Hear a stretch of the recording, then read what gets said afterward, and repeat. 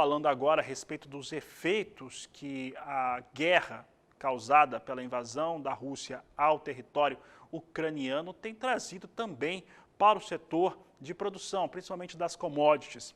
Enquanto nós estamos vendo algumas delas, principalmente trigo, seguido pelo complexo soja e também o milho disparando no mercado internacional, seja pelo fortalecimento de alguns fundamentos de mercado, como acontece para soja e milho, que já subiriam de qualquer forma mesmo, mas também por conta da volatilidade que foi criada, fazendo com que os números subam muito.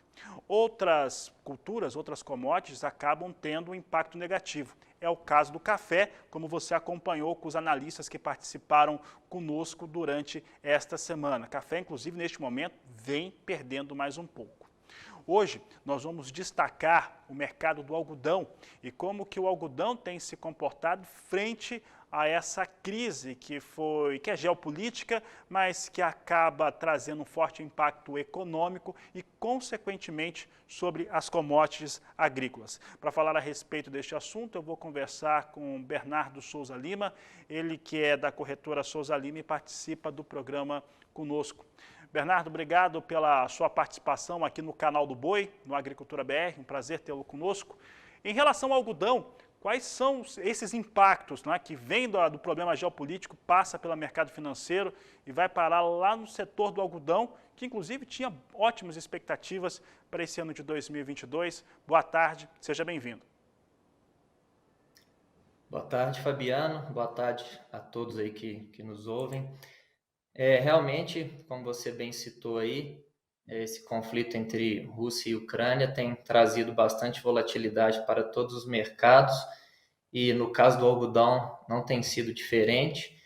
E esse paralelo aí que você também comentou é curioso porque se a gente pegar aí nos últimos 30 dias, o algodão teve uma queda enquanto que os grãos tiveram uma valorização de preço, né? Mas é importante lembrar que o algodão vinha num patamar muito elevado, o maior aí dos últimos 10 anos. Então é também natural aí que houvesse essa correção. E o algodão também é aí entre essas commodities a mais sensível a essas ameaças de crescimento econômico, né? Por não ser um alimento como a maior parte aí das outras commodities do agro.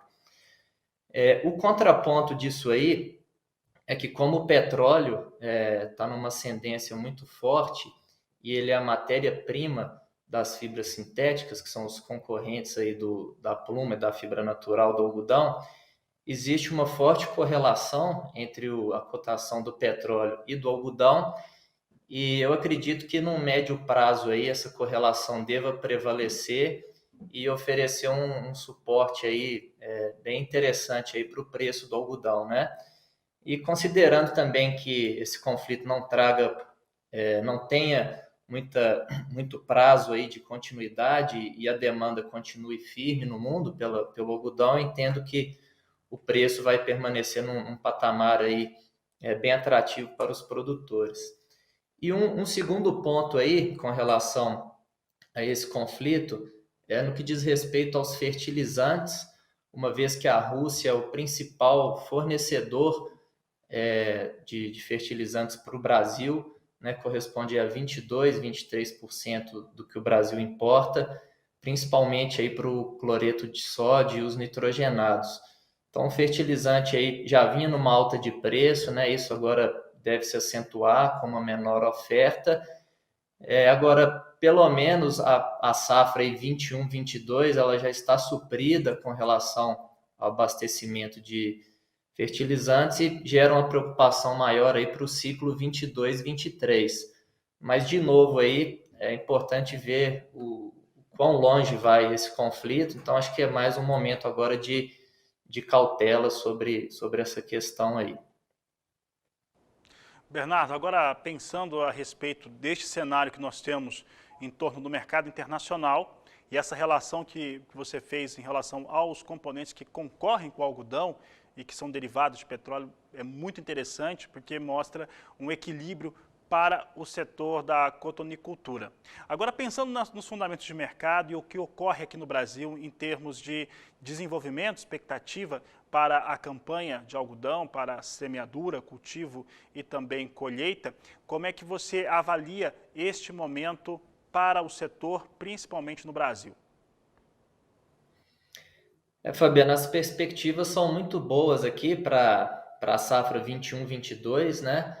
A semeadura foi finalizada agora recente, no mês de fevereiro.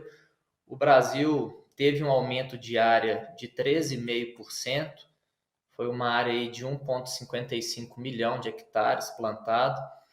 Em 2021, que foi a safra anterior, tinha tido um problema ali de atraso de plantio, a janela ficou um pouco fora, principalmente no Mato Grosso, e esse ano agora isso não ocorreu, então o algodão foi plantado na janela ideal e a perspectiva por isso é muito boa aí para o setor.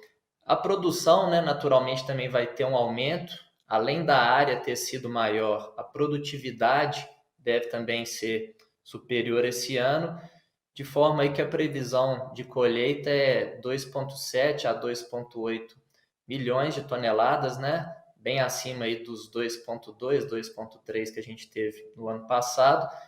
E se o clima aí for mantido de forma favorável durante o período da lavoura, o mercado até acredita que a produção possa chegar perto de 3 milhões de toneladas de pluma, o que seria bem próximo aí do recorde de 3 milhões que a gente colheu na safra 19 e 20. Então a gente vai ter uma safra maior, os preços estão num patamar elevado, então perspectiva boa aí para o setor da cotonicultura para o ano de 2022. Bernardo, para encerrarmos a nossa entrevista, como que devem ficar os preços praticados com algodão travados no cenário externo, em especial na Bolsa de Nova York e também aqui no Brasil? Então, com relação ao preço, a gente tem uma visão aí de que deve continuar num patamar elevado, né? Hoje a gente vê os primeiros vencimentos aqui em Nova York entre 1,15 e 1,20 de dólar por libra-peso.